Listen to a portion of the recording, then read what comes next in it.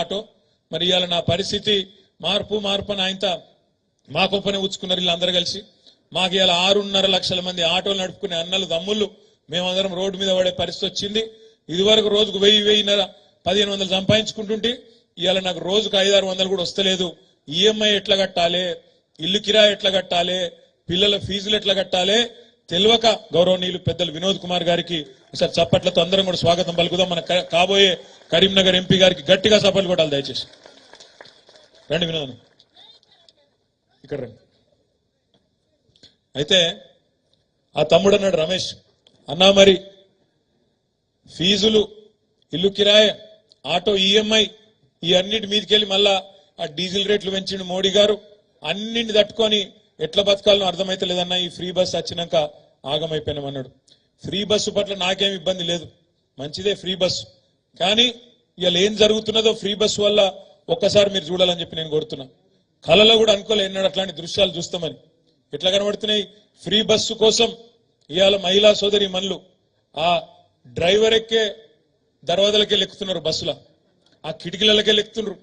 ఇక ఫ్రీ బస్సులనైతే చెప్పలేని లొల్లైతాంది, కొట్టుకుంటాన్రు, చెప్పులు తీసి కొట్టుకున్నారు. మొన్న ఒక అడిగా చెప్తే బాగుండదు ఇసాంటి అని. చూస్తాను వీడియోలు మీరన్నీ చూసిండ్రా?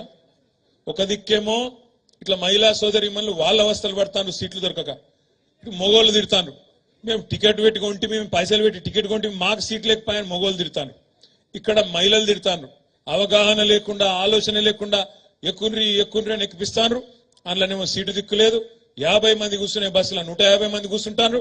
ఇదేం పరిస్థితి అని చెప్పి మహిళలు బాధపడతారు. బస్సు నడిపేటోళ్ళు ఉంటారు, డ్రైవర్లు, కండక్టర్లు, వాళ్ళు. ఇంకో దిక్కు ఈ ఆర్టీసీకి అద్దెకిచ్చేటోళ్ళు ఉంటారు, బస్సులు హైర్ బస్సులు ఇచ్చేటోళ్ళు, వాళ్ళు బాధపడతారు. 50 మంది ఎక్కితేనేమో డీజిల్ తక్కువ కాలుతుంది, 100 మంది ఎక్కితే ఎక్కువ కాలుతుంది కదా. వాళ్ళు హైర్ బస్సులు పోయి మొన్న పొన్నం ప్రభాకర్ అన్నకు అదే విధంగా అక్కడ ఆర్టీసీ ఎండి గారికి చెప్పుకున్నారు, అయ్యా ఇట్లయితే నడవది, మీరు మా రేటు పెంచాలి, లేకపోతే మా బస్సులు కూడా తీసేస్తాం పెట్టమని వాళ్ళు అంటాను. ఇవతల ఆటో వాళ్ళు లబోదిబోమని వీళ్ళు అంటాను. నిన్న తమ్ముడు రమేష్ చెప్పిండు నాకు, అన్నా వీళ్ళు అన్నారు మేము ఆటో డ్రైవర్ని ఆదుకుంటామన్నారు, నెలకు 1000 రూపాయలు ఇస్తామన్నారు. నెలకు 1000 రూపాయలు సరిపోదన్నా, నెలకు 10,000 రూపాయలు ఇచ్చినట్టు చేయండి, జర గట్టిగా మాట్లాడండి ప్రభుత్వం తరఫున, మీరు ప్రభుత్వంతోని అని కూడా ఆ తమ్ముడు మాట్లాడిండు. సరే 10,000 ఇస్తారా, 5,000 ఇస్తారా, ఎన్ని ఇస్తారో ఈ ప్రభుత్వాన్ని నేను రిక్వెస్ట్ చేస్తా ఉన్నా, డిమాండ్ చేస్తా ఉన్నా. మీరు ఆ మహిళా సోదరి మనుల కోసం పెట్టిన బస్సును స్వాగతిస్తున్నాం, తప్పు లేదు. కానీ బస్సుల సంఖ్య కూడా పెంచండి, మహిళలకు కూడా ఇబ్బంది పెట్టకండి, డ్రైవర్లు కండక్టర్లను కూడా ఇబ్బంది పెట్టకండి.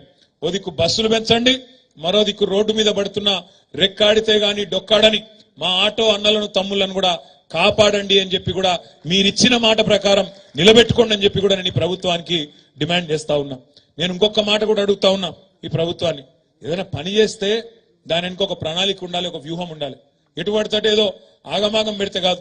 ఇవాళ ఈ ఒక్క పథకంతోని మేమేదో అమలు చేసినాం, 6 గ్యారంటీలలో ఒక గ్యారంటీ అంటారు, కానీ ఒక్క గ్యారంటీ కూడా నిజానికి మొత్తం అమలు చేయలే. 6 గ్యారంటీలలోనే 13 హామీలు ఉన్నాయి. 13 హామీలు ఉన్నాయి. మహిళలకు ఇచ్చిన మాట మహాలక్ష్మి అన్నారు, మహాలక్ష్మిలో 3 ఉన్నాయి. 6 గ్యారంటీలల్లో మొత్తం 13, ఒక్క మహిళలకు ఇచ్చిన దానిలో 3.